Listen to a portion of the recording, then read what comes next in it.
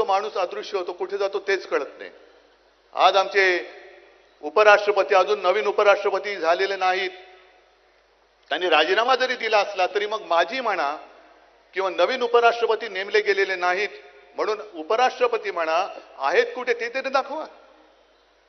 कारण त्यांनी राजीनामा देताना कारण काय सांगितलं? तब्येत बिघडली. मग कोणत्या हॉस्पिटलमध्ये आहेत? कोणता डॉक्टर त्यांना उपचार करतोय? का तुम्ही डायरेक्ट त्यांचं ऑपरेशन केलंय? काय नेमकं धनकडांचं झालंय काय?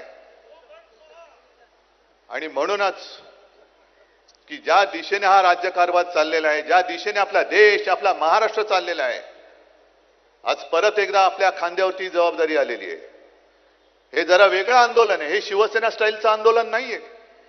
शिवसेना म्हटल्यानंतर कसं आंदोलन होतं हे आपल्याला माहिती आहे.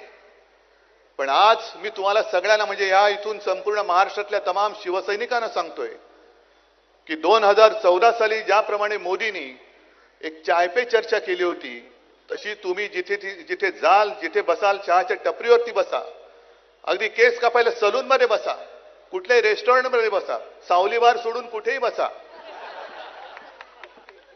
आता महाराष्ट्रामध्ये चर्चा करायची ती भ्रष्टाचार पे चर्चा होऊ द्या.